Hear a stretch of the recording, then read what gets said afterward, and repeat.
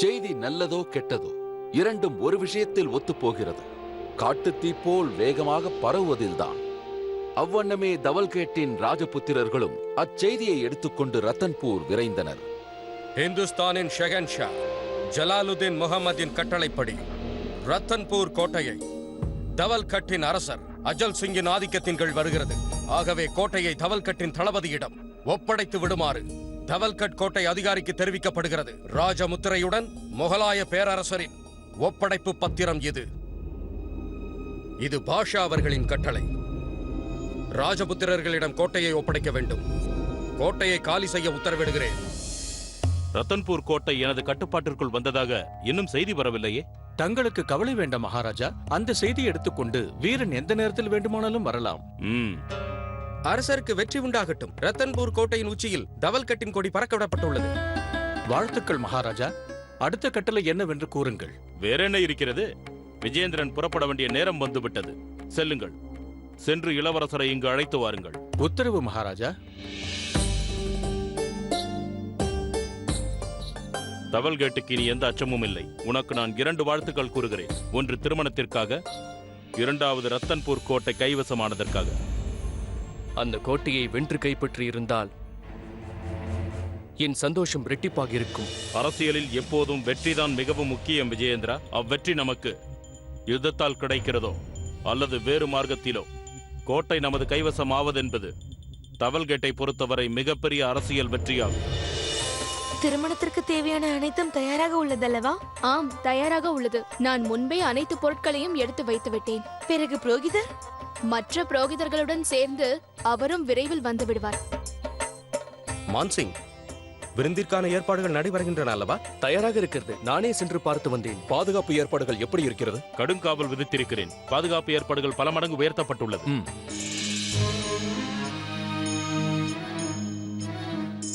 பார்த்தீர்களா அக்கா அவர்களே, அனைவரும் மகிழ்ச்சியாக இருக்கிறார்கள். ஏன் இருக்க மாட்டார்கள்? அவர்கள் நினைத்ததெல்லாம் நடக்கிறதல்லவா? அப்படி என்றால் நான் நினைத்தது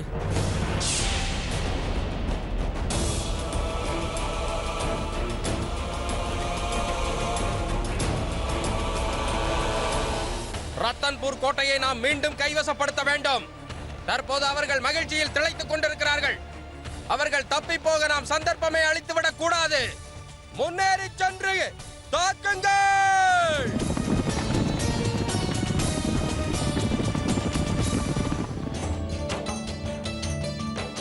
ஜோதா அக்கா, மாமாவுக்கு உங்கள் மீது அதிக பிரியம். உங்களுக்கு எவ்வளவு கௌரவத்தை தருகிறார்.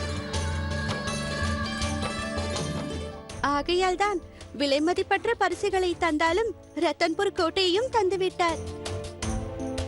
சிவானி கூறுவது சரியே. மாப்பிள்ளை மட்டும் ஒப்புக்கொள்ளாமல் இருந்தால் சுகன்யாவின் திருமணம் கேள்விக்குறியாக இருந்திருக்கும். ஜோதா, நீ மாப்பிள்ளை அவர்களுக்கு நன்றி தெரிவித்தாயா இல்லையா? அது பாட்டி, நீ இப்படி இருப்பாய் என்று நான் நினைக்கவில்லை ஜோதா.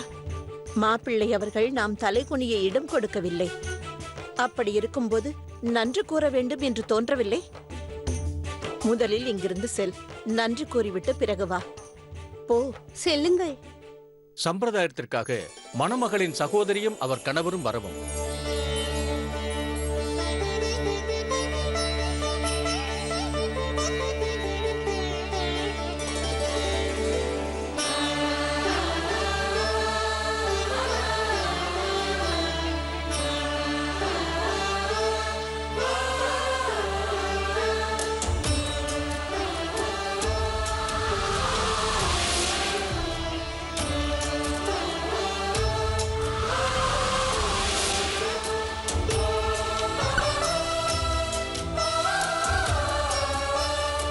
ஜோதா அக்கா, ஜோதா அக்கா,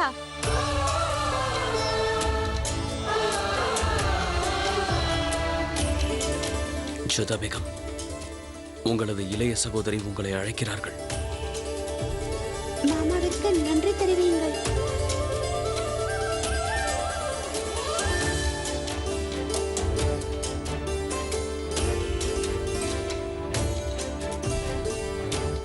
என்னிடம் தாங்கள் ஏதோ கூற வேண்டுவது போல் அவர்கள் செய்கை காட்டுகிறார்களா? ஆம், அது ரத்தன்பூர் கோட்டையை கொடுத்ததற்காக நான் தங்களுக்கு நன்றி கூறவில்லை. அதைத்தான் அவள் ஞாபகப்படுத்துகிறாள். தங்கள் உதவிக்கு மிகவும் நன்றி. உங்களுக்கு எத்தனையோ கலைகள் நன்றாக தெரிகிறது, ஆனால் நன்றி கூற தெரியவில்லையா? என்ன, நன்றிதானே கூறினேன். அப்படி இல்லை, கொஞ்சம் அன்பாக, சிறிது பக்குவமாக கூற வேண்டும். மிக்க நன்றி. இது பரவாயில்லை.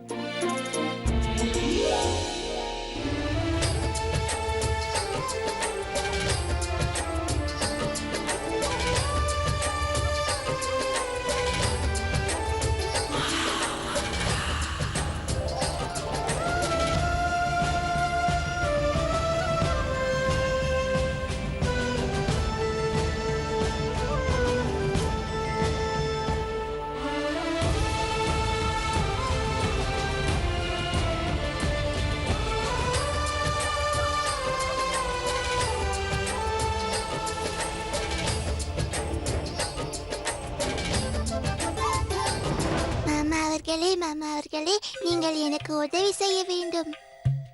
கட்டளையிடுங்கள் சின்ன மகாராணி அவர்களே. அது என்னவென்றால், புது மாமாவிடம் நாங்கள் செருப்பை திருட போகிறோம். ஆனால் அதை அவர் அணியவே இல்லையே. இதே போல் தாங்கள் என் திருமணத்திலும் செய்தீர்கள் அல்லவா? இதை அனைத்து திருமணத்திலும் செய்வோம். காலனியை திருடவில்லை என்றால் காணிக்கை எப்படி கிடைக்கும்? இது எங்களுடைய கௌரவ பிரச்சனையாகும். இதுதான் விஷயமா? உங்கள் அக்காவிற்காகத்தான் நானே இங்கு வந்தேன். உங்கள் கௌரவம் தான் அவர்களது கௌரவம், அவர்களது கௌரவம் தான் என்னுடைய கௌரவம். இது என்னுடைய கௌரவம் ஆகிவிட்டதால் நான் ஏதோ ஒன்று செய்ய வேண்டும் அல்லவா? சரி, நாம் ஒன்று செய்வோம்.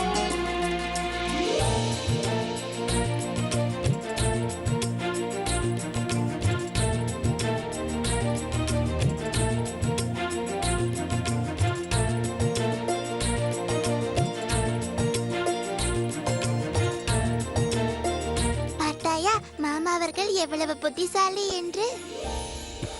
ஆம், அது உண்மைதான். உன்னுடைய மாமா மற்றவர்களுடையதை எடுத்துக்கொள்வதில் திறமைசாலி.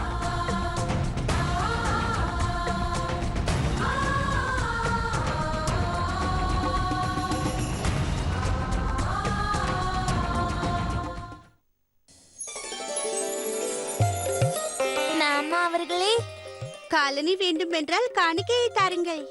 கொடு. ஏன் கொடுக்க வேண்டும்? இது என்னுடைய காலனிகள் அல்ல. என்னுடைய காலனி அங்கு வெளியே இருக்கிறது. வா செல்வோம்.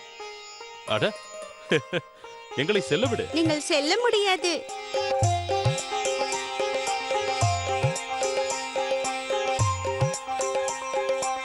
இப்பொழுது உங்கள் காலனி எங்களிடம் வந்து விட்டது. எங்களுக்கு காணிக்கை தந்தாக வேண்டும்.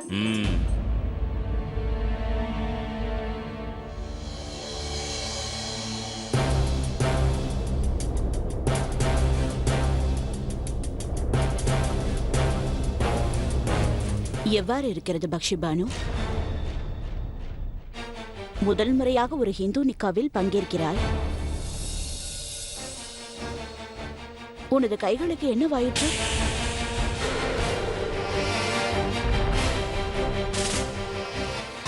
ஒன்றுமில்லை தாயே. இது என்னவென்றால், உனக்கு மிகவும் வேதனையாக இருக்குமே. இல்லை, நான் வளையல்களை அணியும் பொழுது அது கண்ணாடி வளையல். உன்னிடம் நான் எத்தனை முறை கூறுவது, கண்ணாடி வளையலை அணியாதே என்று? நம்மிடம் தங்க வளையலுக்கா குறைச்சல்? ஆனால் இவள் நான் கூறுவதை கேட்பதே இல்லை. தங்களுக்குத்தான் புரியவில்லை ஷரஃபுதீன். பெண்களின் மனதை புரிந்து கொள்வது அவ்வளவு சுலபம் இல்லை. போகட்டும், சுகன்யாவின் நிக்காவிற்கான தடை நீங்கியதை நினைத்து மகிழ்ச்சியாக இருக்கிறது. அனைத்தும் சுபமாக நடைபெறுகிறது. ஷகன்ஷா சரியான முடிவைத்தான் எடுத்திருக்கிறார்.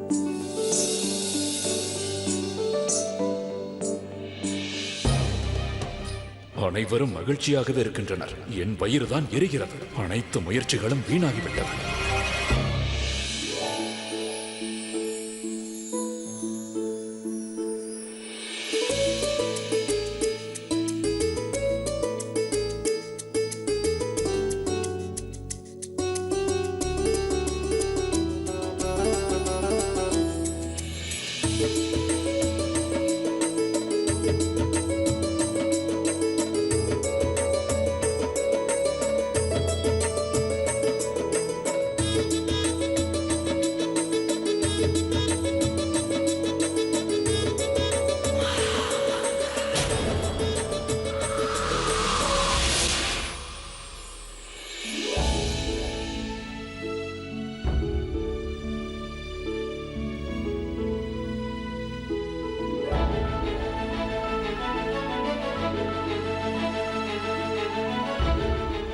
ஷகன்ஷா, தங்கள் வலது கையை முன்னே நீட்டுங்கள். ஜோதா, உங்கள் இடது கையை ஷகன்ஷாவின் கை மீது வையுங்கள்.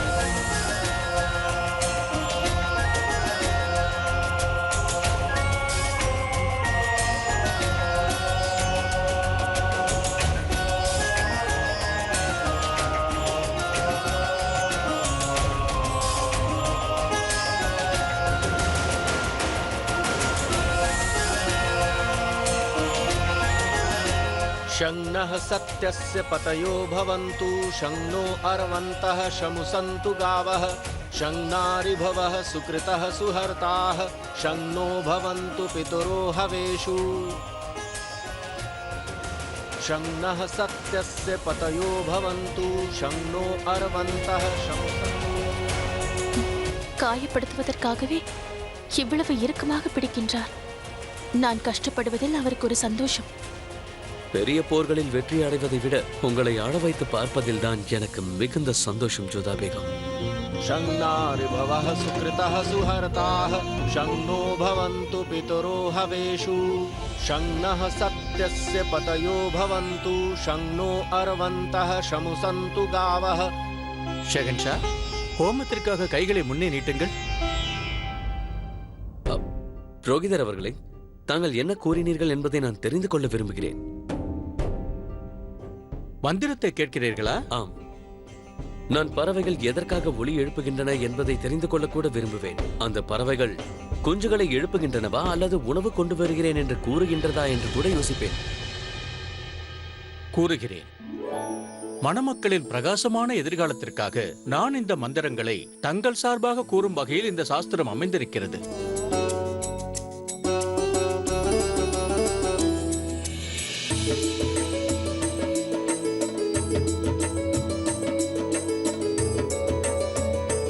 இந்த ஸ்லோகத்தின் அர்த்தம் உங்களுக்கு புரியவில்லை என்று அறிவேன்.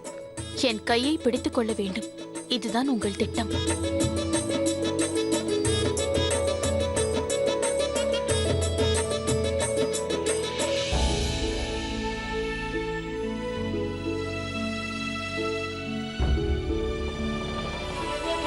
மிகவும் அற்புதம் புரோகிதரே. இதை அக்னியில் போடுங்கள்.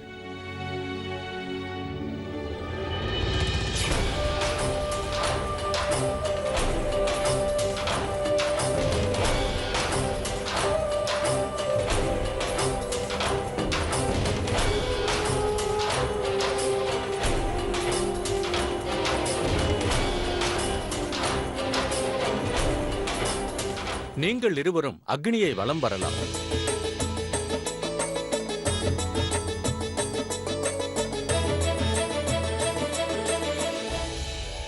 மணமக்கள் இருவரும் மாலை மாற்றிக் கொள்ளுங்கள்.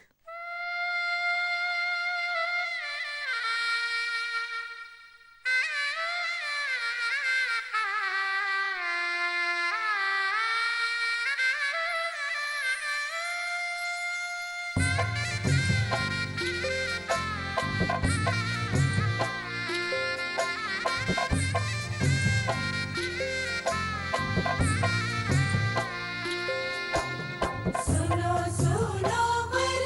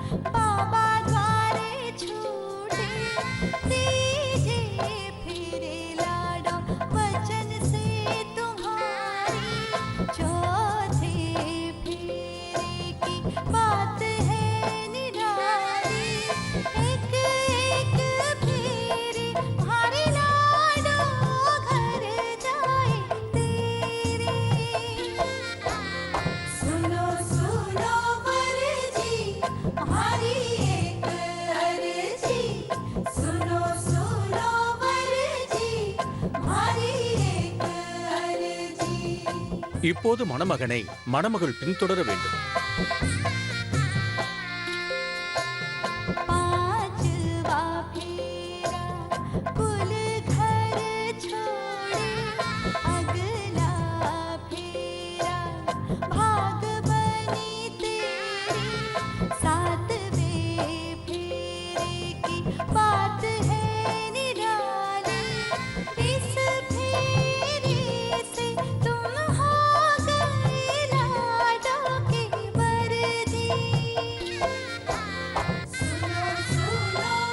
தங்கள் இருவருக்கும் மனமார்ந்த வாழ்த்துக்கள். திருமணம் நிறைவு பெற்றது. நம் சம்பிரதாயப்படி இருவரும் தம்பதிகளாகிவிட்டார்கள்.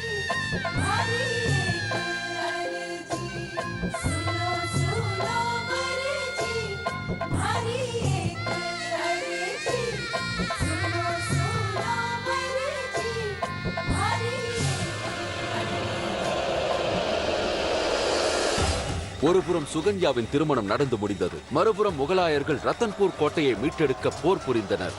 ஜலாலின் விருப்பம் நிறைவேறியது. வழங்கப்பட்ட கோட்டையை முகலாயர்கள் மீட்டெடுத்தனர். இனி பார்க்க வேண்டியது ஒன்றுதான். சுகன்யாவின் பல்லக்கு முதலில் புறப்படுமா, ரத்தன்பூரை முகலாயர்கள் கைப்பற்றிய செய்தி ஆமீரை முதலில் சென்றடையுமா என்பதுதான். ஜலாலுதீன் முஹம்மத் வாழ்க! சரி பார்மல் அவர்களே, எங்களுக்கு விடையளியுங்கள். தவல்கேட்டில் மணமக்களை வரவேற்கும் ஏற்பாடுகள் ஆரம்பமாகிவிட்டன. மிகவும் நல்லது. நாங்கள் ஏதாவது தவறு செய்திருந்தால் எங்களை மன்னிக்கவும். அரசரே, முகலாயர்கள் ஏமாற்றி விட்டார்கள்.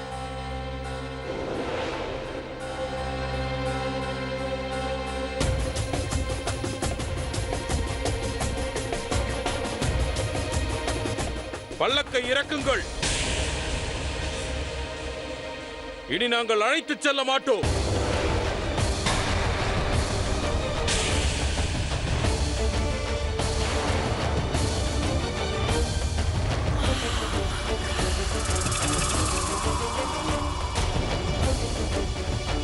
எங்களுக்கு நம்பிக்கை துரோகம் இழைத்து விட்டார்கள்.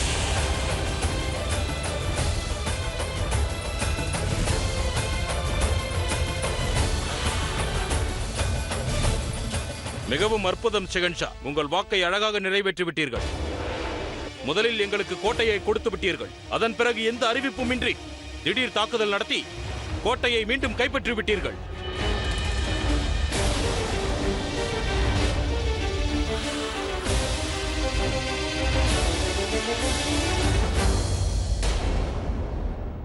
ராஜவம்சத்தை சார்ந்த நாங்கள் யாருக்காவது வாக்களித்தால் அதை நிறைவேற்றுவதற்கு எங்களுடைய உயிரையும் நாங்கள் கொடுப்போம்.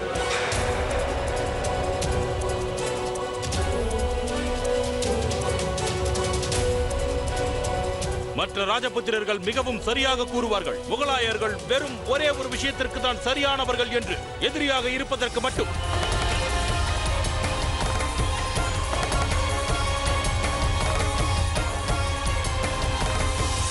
முடித்து விட்டீர்களா? இப்போது நான் பேசுகிறேன்.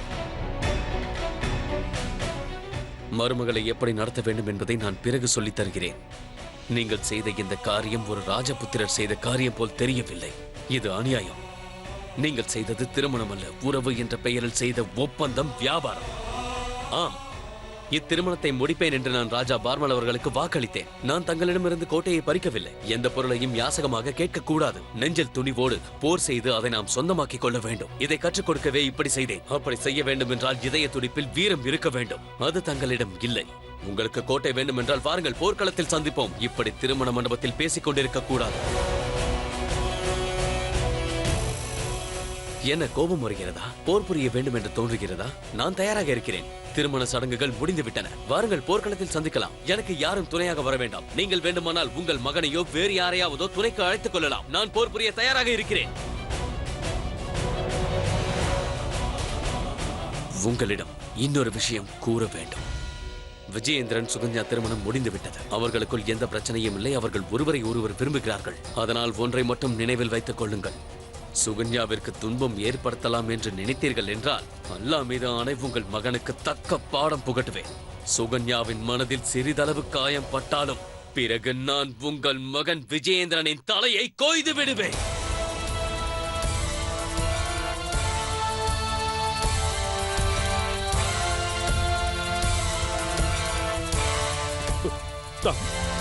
தாங்கள் என்னை பயமுறுத்த நினைக்கிறீர்கள் போல் இருக்கிறது. இதற்கு முன்பு தாங்கள் எங்கள் பாதுகாப்பிற்கு உத்தரவாதம் அளித்தீர்கள். ஆனால் இப்போது அனைத்து முகலாயர்கள் நிறுத்துங்கள். இனி ஒரு வார்த்தை பேசக்கூடாது. அப்படி மீறி பேசினீர்கள் என்றால் இங்கேயே இப்போதே உங்கள் உயிரை நான் எடுத்து விடுவேன். வேண்டாம் ஷெஹன்ஷா.